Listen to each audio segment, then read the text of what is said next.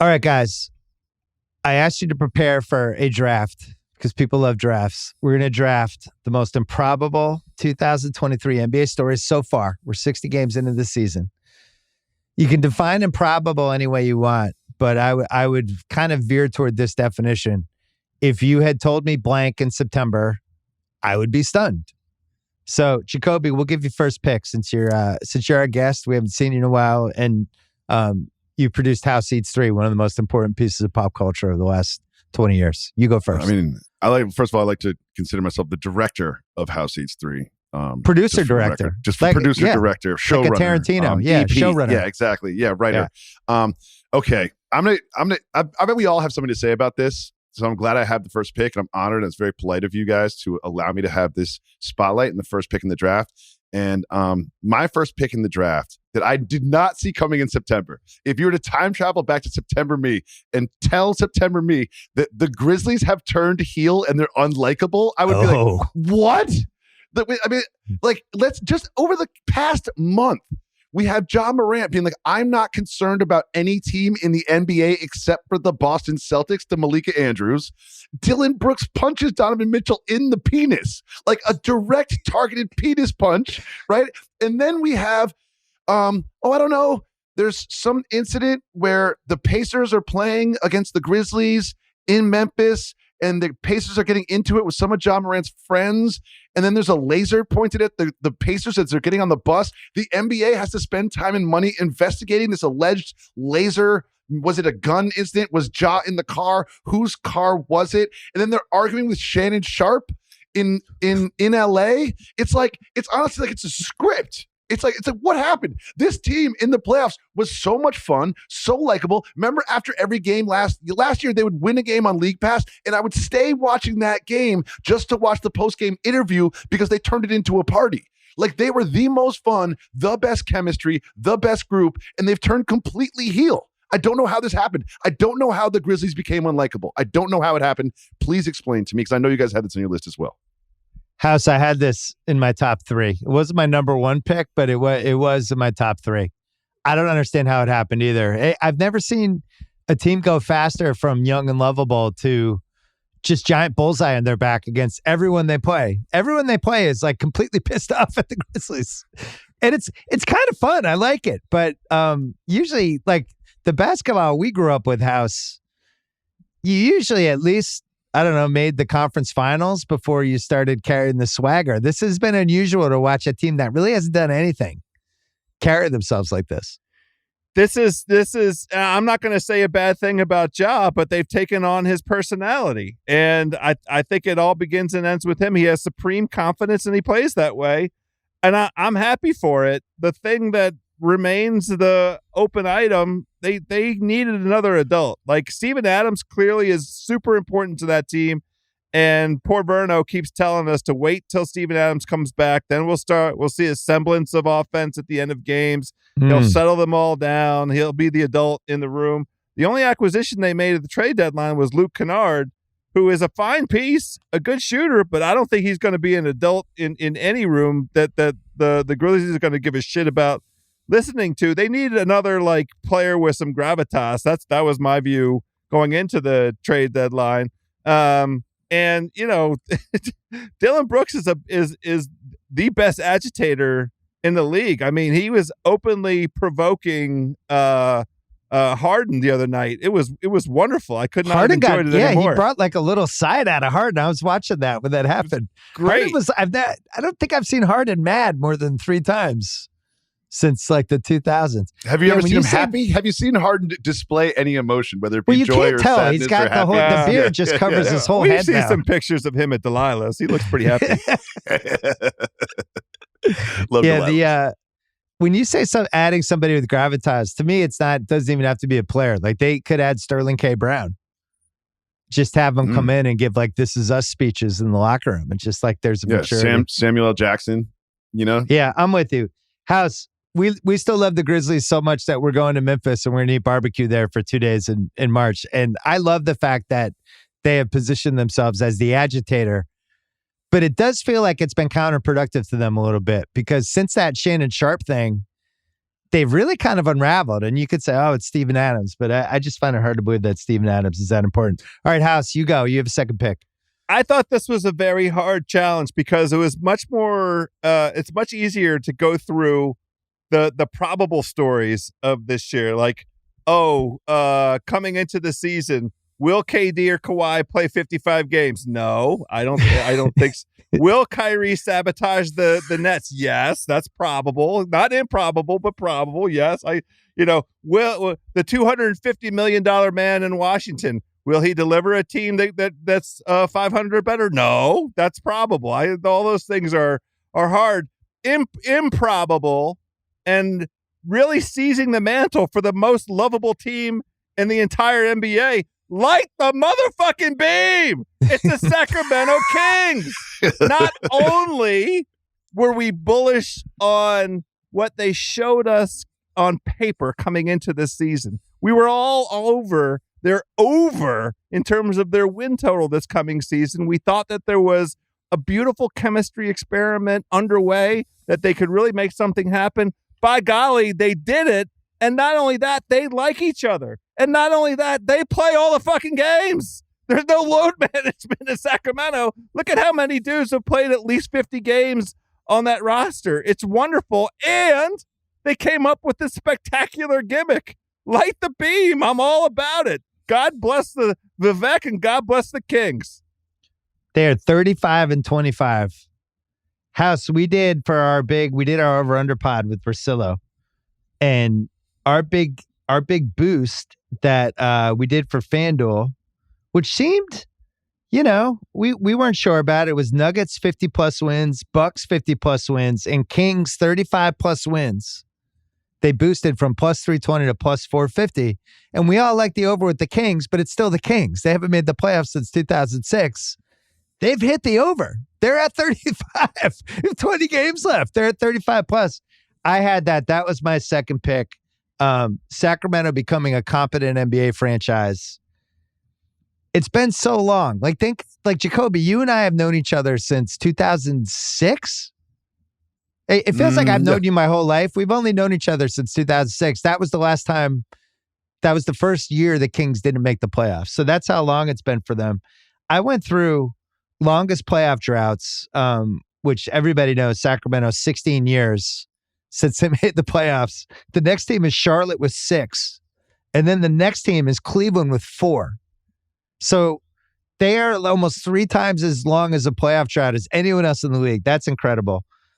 And then last round 1 playoff series win. Their last one was 2004, which was the same as Minnesota. So that's almost 20 years. Charlotte's the leader. 2002 is the last time they won a playoff series. Congrats to them. Detroit's 2008 and Orlando's 2010. That's everybody that hasn't won a playoff series since 2010. So just them getting in the playoffs with potentially a game 7 at home. Jacobs, I mean, did you watch that Clipper game? Would you stay up for it? It was the game of the year. I sold my tickets because we had like a monsoon here and I could have been there. It was the game of the year. Absolute game of the year. Insane. And my guy Malik Monk. Remember the Bulls last year at the beginning of the season? It was like they started out really hot. And they had these new pieces. And you were like, okay, I could smell that one kind of falling apart. Yeah. And I can't lie. I did feel the same way about the Kings. And now I was wrong about that.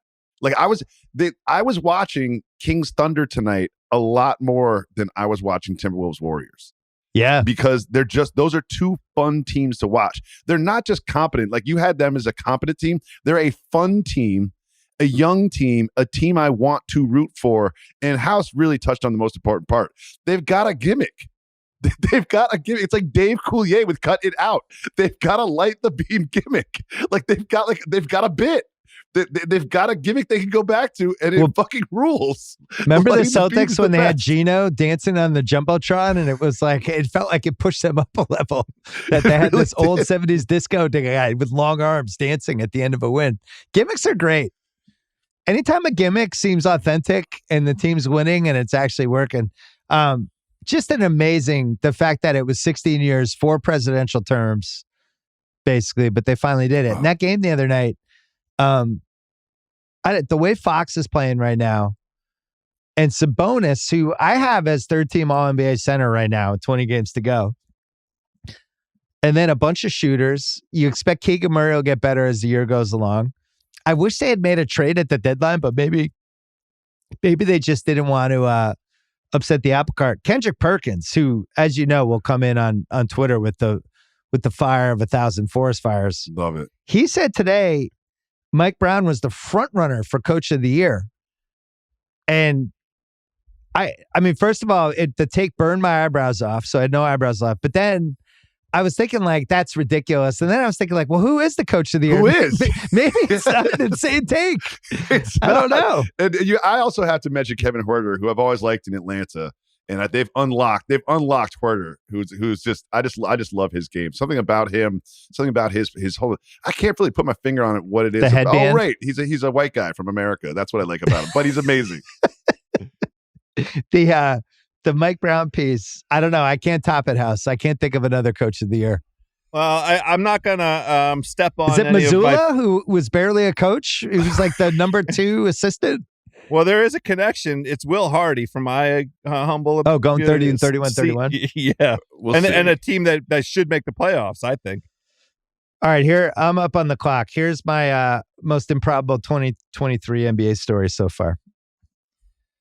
Markelle Fultz is a better trade asset and guy to have on a team than Ben Simmons. That's an absolute fact. Wow. On February 26th, Wow. 2023.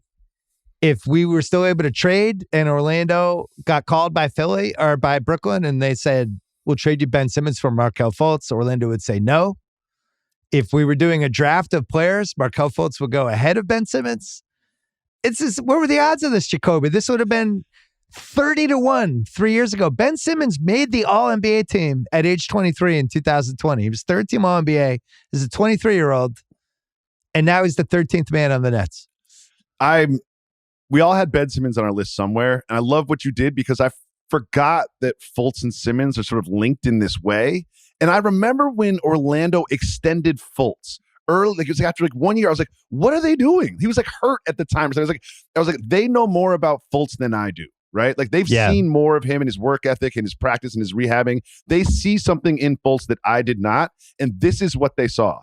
Like people always talk about the young fun triple magic, doubles, and they don't mention Fultz. Fultz has been great, and I love defense, right? I think people forget that's 50% of basketball, and I've always loved Ben Simmons because he, like me, is a mentally weak basketball player. You know what I mean?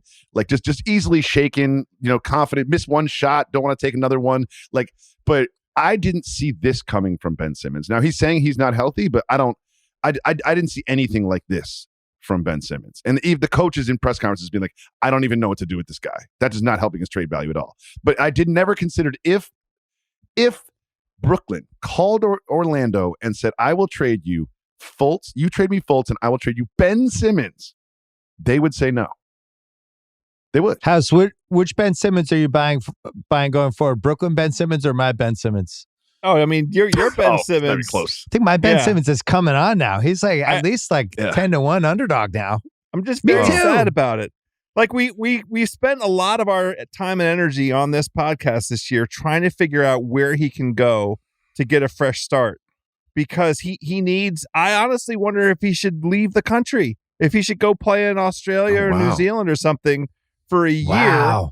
Find too much himself. Money. He's walking away from too much money. He can't. I understand. I got it, but like he needs a kind of life reset. Like the last 2 years have been miserable. Jacoby, let's hear it. I got it. Take a week off. Join Aaron Rodgers on a trip to Peru, ayahuasca for 4 days. Ben Simmons comes back like the old Ben Simmons. Darkness room? What about can we throw the darkness room in too? Yes, Why can't we double do it? Stimulation room. Show ayahuasca in the darkness room. And a shaman, the whole thing. Have the shaman sit behind him on the bench all year, whatever it takes. But I remember when he said he was going to play this year in Brooklyn, I was like, this is the perfect spot for Ben Simmons. They need defense. They do not need him to shoot. They've got Kyrie. They've got KD. This is the ideal situation for him. They need him to run in transition where he is one of the best passers and finishers. They need him to catch and dunk, and they will set him up with wide open, easy looks. This is going to be perfect for him. They're bad at defense. He's good at defense. He can guard all 5 positions. He'll be guarding the best player. This is the ideal basketball situation for Ben Simmons. and then they started playing basketball. And then he stopped. I mean, playing you could basketball. argue They it's the started ideal again. situation now. They have a million wings and a couple long centers, and he could be the point forward for them. It's really a shame. I hope he figures it out, because I really thought he was such a unique player, and I was a big fan of his. Like all the stuff he did, I really liked. It's sad to watch. He's only 26. All right, most improbable 2023 NBA stories draft. Jacoby, you're up. Okay. Bill, your kids are a little bit older. House, your kids are kind of my age. Encanto is a very big Pixar film. No one talks about Bruno is sort of the most memorable song from that. And for the fourth pick in the improbable stories that you would never tell me draft, no one talks about Ime Udoka. Remember, he started coaching the Celtics. They sucked, right? And then he coached them. They beat the Bucks in 7. They beat an Eric Spoelstra-led Heat in 7. They go to the finals, lose to the Warriors. He is the hottest thing in coaching. And then there's this controversy, which we don't get a lot of details about. So he's just gone. And then there's a rumor he was going to coach the Nets. I have a theory that like Adam Silver was like, let's not do this. You know, he's just like, let's not do this. But no one talks about Ime Udoka. If you think about the teams in the NBA, the 30 teams, which teams would be better with Ime Udoka as the head coach? Why isn't this discussed? Why doesn't a team hire Ime Udoka, and who will he coach next year? I just think that I'm surprised. It's an improbable story to me that he is not more of a discussion topic and a potential head coach. When you look at someone like Quinn Snyder, who just got signed today to coach the Hawks, no Udoka's name not even mentioned. Why is that the case? To me, there's an improbable story. Did not expect to play out this way. Yeah, that's fair. I think everybody's been told hands off till the summer, but I think he will be one of the top coaching candidates this summer. I don't know. What's your take, House? Do you have a take that we can run on a podcast? His name was associated with what the Nets were going to do, right? Wasn't he? Yeah, yes. Nets and the discussion. Hawks for a split second. But yeah. But so it must be the case. He's under contract with the Celtics still, though, right? He hasn't. That contract hasn't been terminated. So is Snyder. Yeah, I think it's terminated at the end of this season because they announced Mazzulla was the full-time coach. I don't need to be overly legal about it. It's not like the contract matters. If they really wanted him to go somewhere, I guess it must be the case that they were giving him a 1-year cooling off period, and then he'll come back. I mean that's and he will be in demand. I hope that Washington gives him a long look.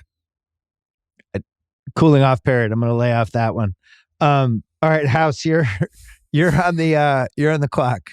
Yeah. So I think this one might straddle the line between probable and improbable, but I'd just like to congratulate the Los Angeles Clippers for ruining the NBA regular season, because no team is more responsible for shining a giant spotlight on how little many players, many organizations care for the regular season, for the fans. They will take perhaps an outsized hit, and I'm giving it to them myself, by virtue of the way that they've staggered Paul George and Kawhi Leonard's minutes all the way up to this moment. But every instance since the beginning of the season, when they were playing that stagger, that guys sit out for reasons that are not obvious, it goes back to me, the Clippers, and they are paying the price for it.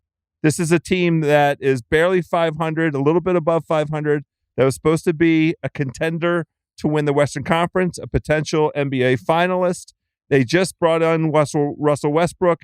He single-handedly sabotaged a game in which they were up by 14 points with 4 minutes left in the fourth quarter. He was the missing piece. Yeah. And they, trying to experiment with pieces at this stage of the season, because you're barely above 500, because you rested your most important players for most of the season. It's disrespectful to the rest of us, and I think they murdered the regular season. I had them as a side one of just that anyone would go on to Russ Westbrook as the final piece. The fact that they played that card, I thought was astonishing. Just didn't understand that at all. I just don't get it. I don't fundamentally. I've been watching basketball my whole life. I don't get it. I just don't.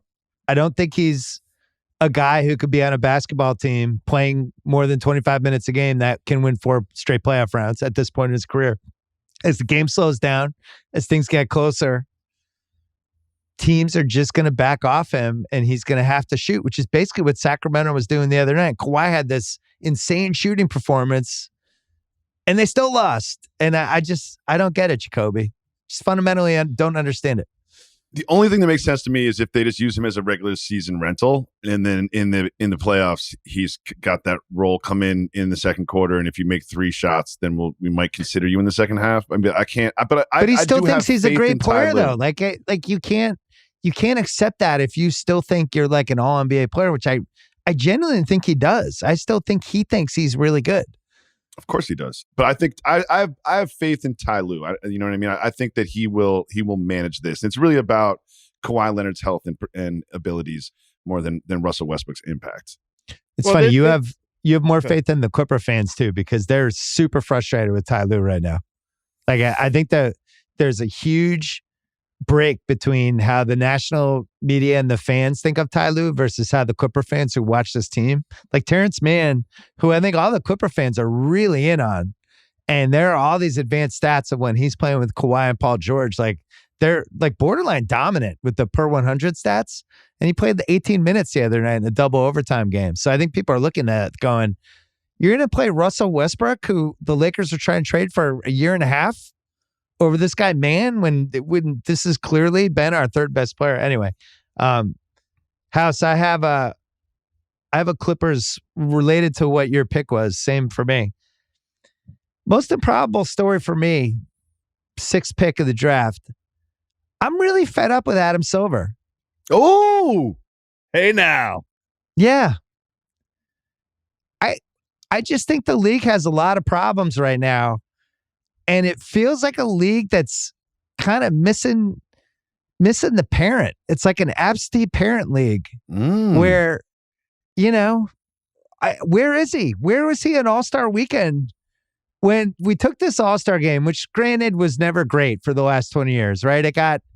The competitiveness started to wane and wane, but we always had the fourth quarter. We always had yes. You felt like there were moments. It was fun to watch. Now it's like just a layup line. It fucking sucks. The whole weekend sucks.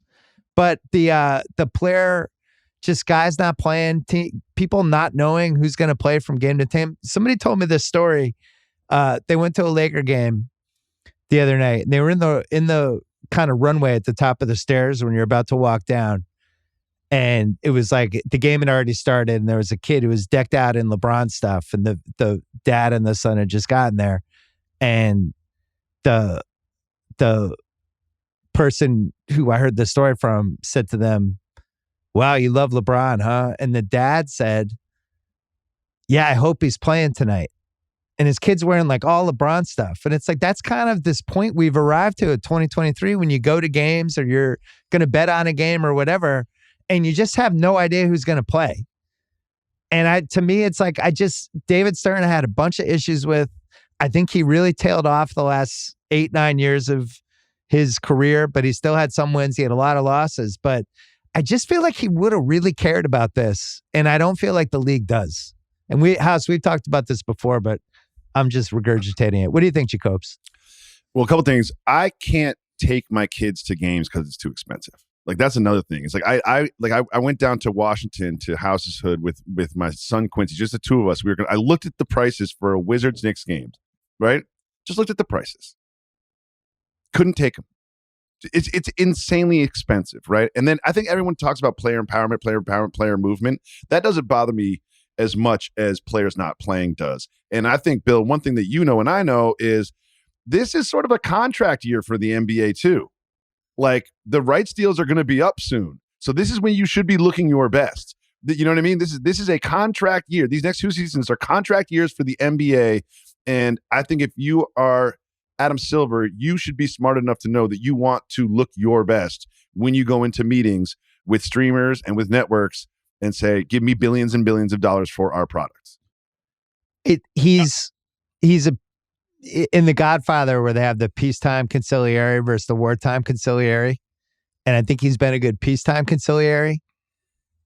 But now he's got to be a wartime consigliere a little bit here, because I think there's some real stuff happening with the league that's starting to mirror, for very different reasons, what the late 90s were like, when fans just had a lot of issues with whatever was going on with the amount of money people were making for how they treated the product on the court. And you go to these games and somebody who's making $50 million a year and it seemed like they didn't give a shit. And now it's like a different version of that where people think it's okay to just, hey, I'm not playing tonight. Or teams are like, yeah, I'm not going to play this guy. It's like, why isn't, what happened to Shea Gilgeous-Alexander the last two games? OKC's like, yeah, we're going to, we're going to sit him out. Like, I don't like it. And if you're going to devalue the regular season, then we have to come up with real ideas for how to change the regular season. Maybe we have to think more soccer style and go 60 games or something like that so that the regular season games are just more important, where you have to play because you have, a much smaller sample size. I don't know what the answer is, but the answer isn't play 82 games and everybody's going to miss 20 to 25 games who matters, House. Well, and we went through this just in the last handful of days.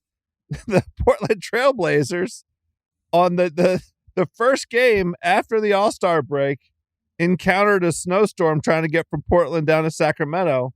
They made it. They were going to play. They decided to rest Jeremy Grant and Dame. Like, how many times in a year? Because they're in the runway. Like, imagine telling Oscar Robertson that story. Oscar Robertson was like transferring planes 4 times to go from like Syracuse to Cincinnati and then just going on the court in shitty shoes and playing 48 minutes. Well, and think if you're a fan of Sacramento and you want to see one of the hottest players of the last, 30 games, Dame Dollar might drop 50 on any given night. Well, he did today. We just got hot off the press. Dame had 71 at home. We just found out against the Rockets as we were recording. Didn't play the other night. Was awesome. The All-Star game. Took a game off. Won the 3-point shooting contest and then could have been his first game, should have been in Sacramento, but took the night off for reasons I still don't understand it. But I'm Jacoby, interested. Here's why I think they're going to care. Sorry to interrupt you, House, because like the ratings for the All-Star game, the whole weekend was absolutely atrocious. And the regular season ratings are way down. And, you could say part of that is, the playoffs are fine, whatever. But I think it's a combination of the way kids and younger people consume the league. Sometimes they're not even watching the games. They're just going to YouTube. Like, is Quincy a fan, Jacobs, or no? Not really. Yeah. Like Ben Simmons I would say he's somewhat of a fan, like knows what's going on, but would never sit and watch a basketball game with me, but feels like he can follow it through TikTok and YouTube. And what should really worry the league is what happens when those kids grow up and now they're the people who would spend money. And are they going to spend money when their whole habits, their whole life has been to not actually sit through a game? And if you're de-incentivizing them from I don't know, caring about the regular season, I just don't know how that's good. There's no upside at all. Well, I'm so good, Joe. They need less games. We all know what the answer is. Everyone says, "Well, what about the money? What about the money?" Take a short-term hit on your rights. Your rights deal is going to be lower, right? I understand that. But the rights deal is going to be higher anyway, so maybe that's a little bit of a yin-yang thing. And you're splitting the money with the players. It's just the answer is less regular season games. That is the answer. We all know that is the answer, and it just needs to happen. And it's going to be a short-term hit, but a long-term gain. What would Stern do? I don't know. I think you just have to do less. It has to be shorter game. It has to be a shorter regular season. That is the answer. And I can't take my kids to games. I got 3 kids. I'm looking at 4 tickets for like a bad tickets for the Knicks or the Nets even. And I just cannot do it. Every time I look at it, I'm just like, no chance. No way am I doing that. Spending $1,000 to watch the Knicks lose by 15. No chance. Oh, come on. The Knicks are red hot right now. Last thoughts, House? Now, yeah. Well, just the TV aspect of it is what intrigues me. We had news over the weekend of another set of RCNs, about to go under. All of these local TV deals are all going away because they're not profitable. They can't make any money. I don't understand how it is that the league expects some kind of, gigantic whopper of a rights deal at the national level when they're telling us they don't give a shit about the regular season. Why are they so certain that there's going to be a giant increase in the national rights deal? If the NBA Finals this year is Denver against Milwaukee, what kind of rating do you think that's going to fetch? They were very lucky to get Boston and Golden State, two marquee franchises in gigantic markets last year, and they celebrated the fact that there was a 22% increase in overall viewership of that finals. Let's see what that looks like if we get some smaller market teams into the finals this year, which seems very possible to me. Well, you think like going back to the 80s, Magic and Bird, they give way to Jordan. A bunch of stars pop up during that whole run. The Knicks are involved in the mid-90s, even when Jordan goes away. Jordan comes back. Then you have this whole new wave of stars after Jordan leaves, and we get the Shaq and Kobe era. And then we kind of head into the mid-2000s. LeBron is starting to come in. Kobe's there. We have LeBron and Kobe. Then Curry rises in the beginning of the 2010s. Then we have LeBron and Curry. Curry's now 34. LeBron's been in the league for 20 years. Now we have Walker Kessler. In the next wave of guys, it starts with Walker Kessler. Yep. But the next wave of guys, ironically, Tatum is the only American out of the top five. You have Giannis, you have Embiid, you have Jokic, you have Luka, and then Tatum and Ja, right? Those would be like your top six. So I don't know if any of them are going to resonate the way Curry, LeBron, like going backwards, all those guys I just listed. So that's another issue too. Is like, who's going to be your version of, Messi, Ronaldo, MJ, like the signature dude? It's a very interesting time. I need some indication that Adam Silver doesn't like this at some point. Just at some point. You're in charge of the league. This is your league. Like when the Donald Sterling thing happens, and that's an easy slam dunk. Everybody wants the guy out of the league, and you get to ride an under white horse. And he handled that great. That was awesome. But now we're in the tough stuff. This is the hard stuff.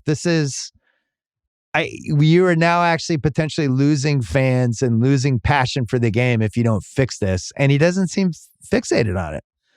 I'm disappointed. All right, Jacoby, let's do one more round. What do you got? If you would have told me in September that a Greg Popovich coached San Antonio Spurs. I had this. This is my next pick. Was going to lose 16 games in a row in the National Basketball Association with professional basketball players. And the way the lottery is structured, you all know this, that they sort of like smooth that slope. So you're not as rewarded for being the worst team in the league. I'd be shocked. I would wonder about his health. I would wonder about a clone situation. And then you got to think, then you remember how they started their season. Their lottery pick was kicked off the team for exposing himself multiple times Primo. to like a team psychologist. Bad. Tough one. And then who also claims that the team didn't do anything about it when she reported it. I don't know if any of that happened. It's all alleged. But it is like this. If you would have told me that this Spurs season would play out this way, I would have assumed something really dramatic happened to Greg Popovich. The fact that this is happening in front of my eyes, I have to do like a double take every time I see it. I'm shocked. I want to know what you think, Bill. Like, how did this happen? How is Greg Popovich, the head coach, losing 16 games in a row in the NBA? It's hard to do. House, this is what Popovich said in April last year. I can't operate like that, meaning tanking, which might not be the most intelligent overall philosophy to have, and I get that. But we am who we am. We're going to go ahead and compete. I think the young players gain a real understanding of a philosophically moral space where it's the right thing to do to continue to compete. Frankly, I do not know how I would go to my team and say, okay, guys, we're not going to compete the way we should. He has this long quote about how important competitiveness is. They've just lost 16 straight. 16. He's the best. And if you think about how hard winning 16 is, it's like not equally hard to lose 16, but it's like you're the neighborhood. Here's the defense.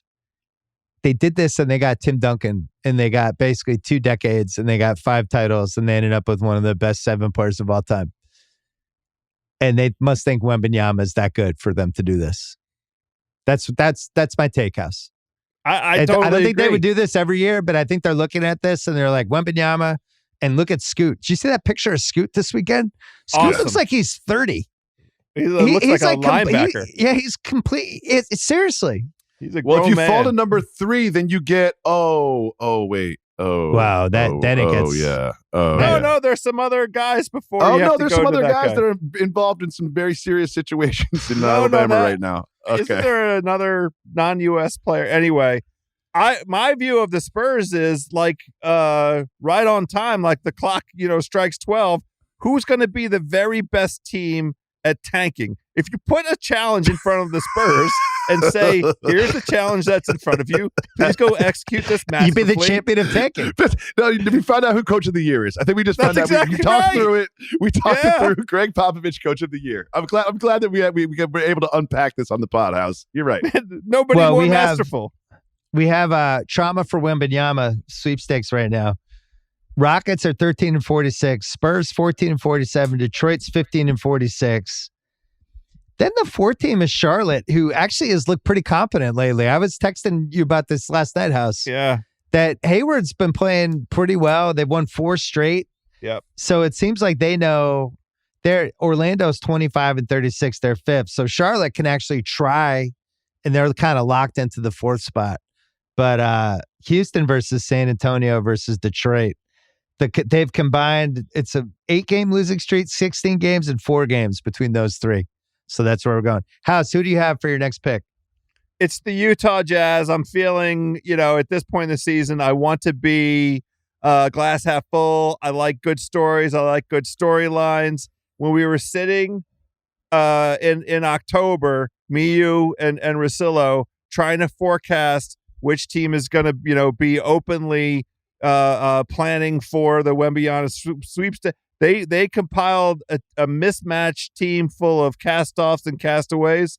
Yeah. And goddamn it, Will Hardy and Laurie. I had to put Utah on here for Cerruti because Cerruti had to stand up to Larry Markkinen and publicly What a live apologize show. Yeah. to his face in Utah. I think I have to stop calling him the Finnish Bargnani, which kind of hurts. I mean, I've been calling Larry Markkinen the Finnish Bargnani since his arrival as a rookie. Little known fact, Jacoby fucking loved Bogdani's game there for like 3 years. He really did. When he got traded to the Genuinely did. Knicks, I was Remember like, when the Knicks got Bogdani? Jacoby's like, whoa, here we go. The card's gonna 20 be on points fire. a game guy. Yeah, put him with Mozgov. Who knows what's going to happen? He definitely had an unbelievable girlfriend. That's the only thing I remember about Bargnani. Yeah, that's a good one on Utah. I had a Utah side one of just most improbable being Gobert just for Walker Kessler is a terrible trade for Minnesota. Like just those two, take away everything else that was in that trade. Just straight up Gobert for Kessler. If you said in September, if this trade was just Gobert for Kessler, Minnesota would have a lot of regrets. You'd be like, that's crazy. That's the dumbest thing I've ever heard. And yet, Walker Kessler is the new Bill Russell. All right, my last take. Man, you guys took some good ones there. You're picking last. I don't really want to. I don't want to use my last pick. Bill. LeBron averaging 30 points a game, 17 years apart, seems pretty improbable to me, but not quite improbable enough for a draft. But if I would pick. have told you that in September, you wouldn't be like, you could see that happening. Yeah, I could have seen it. Yeah, Brooklyn making that crazy Durant trade, but then not trading Seth Curry and Watanabe, and now they're just kind of buried on the bench. I'm just confused by awesome. that. It's not improbable. Awesome. I'm just more dumbfounded. Like, how is Seth Curry not on a contender? What are you doing? It's like they made that trade, and there was 15 hours left of trade deadline, and Sean Marks is like, I'm going to go outside and have a cigarette, tired. guys. I'll be right back. And they never saw him again. It's like, there's still 15 hours left in the trade deadline. How do they still have Seth Curry house? He played 6 minutes today. The guy on Miami, he would close games for them. I really think that there's a decent chance that not only do they drop down into the play-in, but that they get bounced, that they're out of the playoffs altogether. Oh, That I they're think one of my you're leading right. contenders for that. But how do they end up with Seth Curry? Like, put him in the Phoenix trade. Put him on Miami. Put him somewhere. They should try to at least buy him out. We have multiple Rivers family members on the Ringer Podcast Network. Anyway, I don't have that one. I think I have, even though we talked about them earlier, I think I have to do this one. Golden State twice in 4 years, coming off the finals, missing the playoffs is an actual possibility. Like, I don't care how crazy, like the pool punch, all that stuff, but just thinking like, oh, Golden State might actually miss the playoffs. That's in play But this just happened in 2020. They missed the playoffs after they made the 2019 finals. That could not have happened in the history of the league. Somebody making the finals twice in 4 years and then missing the playoffs the next year. That has to be making history. Anyway, I would have that for most improbable. And then the other one, this would be my tie for the last pick. The Jacobs, the Knicks nailing a free agent signing? Like, actually, like nailing it. Poof. I'm trying to think of the last time that nail happened. into the wall. I mean, you could say Randall, what was that? 3 years, 63 was pretty good. Yeah. But this was like a marquee signing. You had the Knicks fans going, wait, Jalen Brunson for $108 million? But this like one of the best signings of the last couple of years. Yeah, it's the Knicks are it's extremely exciting here in New York with what the Knicks have been doing of late recently. And also improbable. RJ Barrett still on the team. Julius Randle still on the team. They've got, I mean, RJ Barrett's like a tick away from averaging 20. They almost have 3 20-point scorers. Well, I'm amazed. Brunson's the king of New York, isn't he? Isn't he, Copes? People love Brunson. Yeah, I mean, he's like 5'9". It's so wild. It's just like, it doesn't make any sense. Like, I'm watching the game with my 9-year-old son. I'm like, see that little dude there? He's the best player on the floor right now. He gets to wherever he wants and he scores in the paint constantly. And he gets whatever shot he wants, and he runs the team. I had faith in this sort of like new look front office because of like who the people were and their names, but they hadn't shown me much. But this time is one of the first times I was like, oh, maybe they do know what they're doing. Okay, this makes some sense. This does make some sense. And then pushing this another way. So we all love the challenge. Now the Knicks. Yeah. The Knicks aren't Johnny Bananas from a title standpoint. Johnny Bananas, 7 titles, made the finals, just made the finals with Nani, almost won an 8th. I went on his podcast the other day to talk about it. But Banana is like an institution on the challenge, right? Year after year, people coming at him. And the Knicks are an institution in New York, even though they haven't won a title since 1973. They're still the Knicks. The New Yorkers, there's generations of fans. They're going to care about them the most. And the Nets were like the guy in the challenge who comes in who's like, they were like Nelson. They were like, this is my year. I'm gonna steal the challenge from Bananas. I'm gonna go right at him. This is my challenge. And then it was just a disaster. And then they lost on some climbing thing in round 2. The Nets challenge to the Knicks in New York was aborted. Oh yeah, it was bad. It was never going to happen from the beginning. It's over. Never going to happen. It from never the had a chance to begin with. Like we've got James Harden, Kevin Durant, and Kyrie Irving on the same team, and New York City collectively was just like, so we've got Julius Randle. They're like, we just got Hartenstein. Should they relocate? Should Brooklyn relocate Jacoby? Oh, they can't. It's the jersey's going to sell. They're going to be good eventually.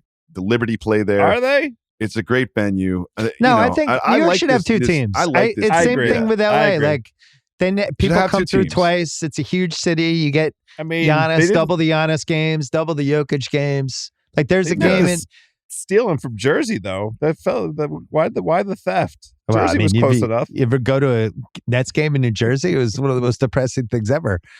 But I like when, because it happens here in LA too. Like Jokic has a weekend in March where it's Knicks at 1:00 on Saturday, Nets at 1:00 on a Sunday. And if you love basketball in New York, it's like, all right, it's Jokic weekend. Or you have the same thing where Giannis will be in there Knicks Tuesday night, Nets Wednesday night, or something like that. So and we can gamble here. Teams.